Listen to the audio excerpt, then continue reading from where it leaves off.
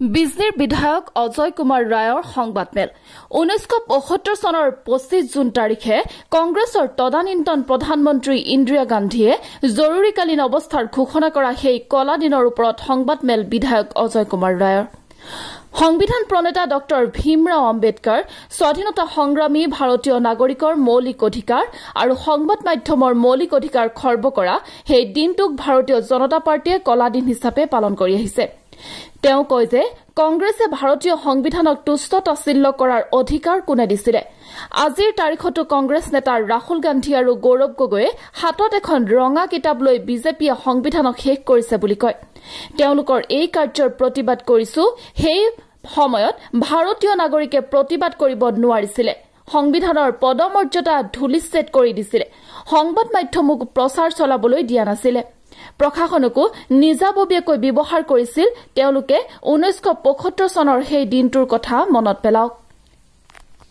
আজিৰ দিনত সংবিধানে সঠিক মৰ্যাদা পাবলৈ সক্ষম হৈছে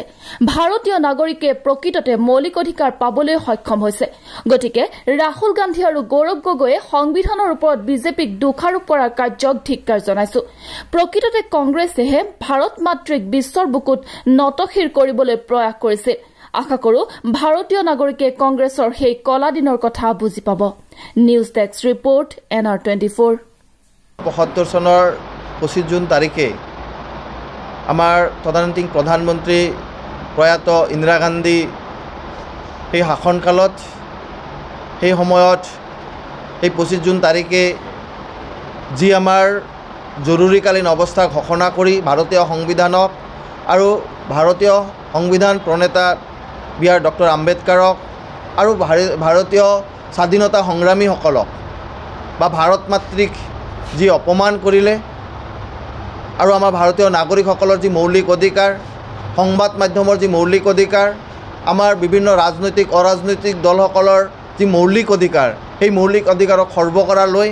আমি আজিও এই দিনটোক ভাৰতীয় জনতা পাৰ্টিয়ে কলা দিৱস হিচাপে পালন কৰি আহিছোঁ আমি প্ৰতিবাদ কৰি আহিছোঁ যে ভাৰতীয় সংবিধানক তুচ্ছ তাচ্ছিল্য কৰা ভাৰতীয় সংবিধানক ধূলিচ্ছাদ কৰাৰ যি চেষ্টা কৰা সেই অধিকাৰ হয়তো তেওঁলোকক কোনে দিছিলে আৰু এতিয়া আমি দেখিছোঁ যে সেই কংগ্ৰেছ দলৰ নেতা ৰাহুল গান্ধী ডাঙৰীয়া আমাৰ গৌৰৱ গগৈ ডাঙৰীয়া আজিৰ দিনত এই সংবিধানৰ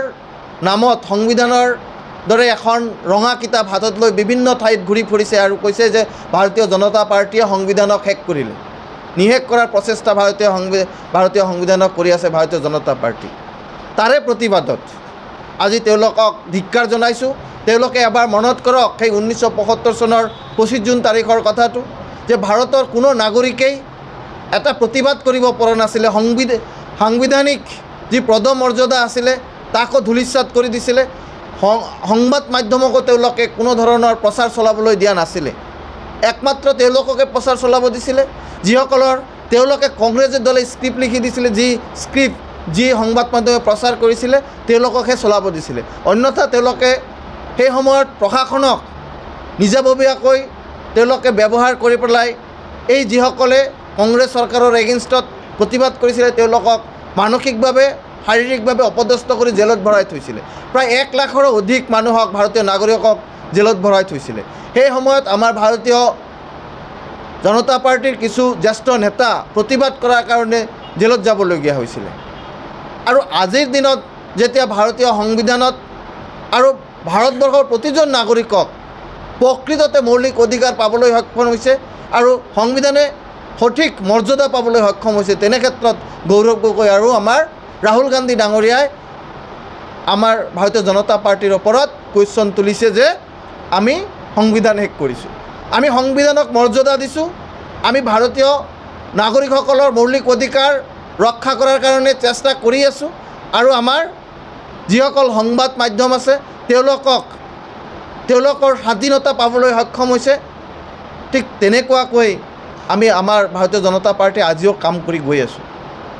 আমাৰ এটাই লক্ষ্য যে আমি ভাৰত মাতৃক বিশ্বৰ বুকুত শ্ৰেষ্ঠ আসনত বহুৱাম আৰু সেই লক্ষ্যৰে আমাৰ ভাৰতীয় জনতা পাৰ্টিৰ সকলো সদস্যই কাম কৰি গৈ আছে আৰু কাম কৰি যাব আমি প্ৰতিজ্ঞাবদ্ধ আমি তেওঁলোকক ধিক্কাৰ জনাইছোঁ ৰাহুল গান্ধী ডাঙৰীয়াক, গৌৰৱ গগৈ ডাঙৰীয়াক আমি ধিক্কাৰ এইকাৰণে জনাইছোঁ যে তেওঁলোকে সংবাদ মাধ্যমৰ আগত এই সংবিধানৰ কথা কৈ যি ফুৰিছে তাক যাতে কেতিয়াও নকয়, কাৰণ তেওঁলোকে সংবিধানৰ পদমৰ্যাদাক হানি কৰিছিলে, না কি ভাৰতীয় জনতা পাৰ্টীয়ে কৰিছিলে। মই আশা ৰাখিম অসমবাসী তথা ভাৰতবাসীক যে সেই 1975 চনত 25 জুন তাৰিখৰ কথা, সেই কলা দিনৰ কথাটো যাতে গোটেই ভাৰতবাসীক বুজাই দিয়ে, সেই প্ৰচাৰ কৰি দিয়ে, আপোনালোকৰ সংবাদ মাধ্যমো প্ৰচাৰ কৰে, তেতিয়াহ'লেহে আমাৰ ভাৰতবৰ্ষৰ যুৱ প্ৰজন্মই বুজি পাব যে সেই সময়ত কংগ্ৰেছ চৰকাৰে আচলতে ভাৰত মাতৃক কেনেদৰে অপদস্থ কৰিছিলে, ভাৰত মাতৃক গোটেই বিশ্বৰ আগত কেনেকৈ নতশিৰ কৰাৰ কাৰণে চেষ্টা চলিছিলে বা প্ৰয়াস কৰিছিলে। তো আশা ৰাখিছোঁ যে আপোনালোকৰ সংবাদ মাধ্যমে যথেষ্টখিনি সহায় কৰিব আৰু আপোনালোকৰ সংবাদ মাধ্যমৰ দ্বাৰাই গোটেই অসমবাসী তথা ভাৰতবাসীৰ ওচৰত আমাৰ ভাৰতীয় জনতা পাৰ্টীয়ে কৰা এই কলা দিৱসৰ মূল উদ্দেশ্য আপোনালোকৰ জৰিয়তে ৰাইজৰ ওচৰত যাব, সেই আশা ৰাখিছোঁ।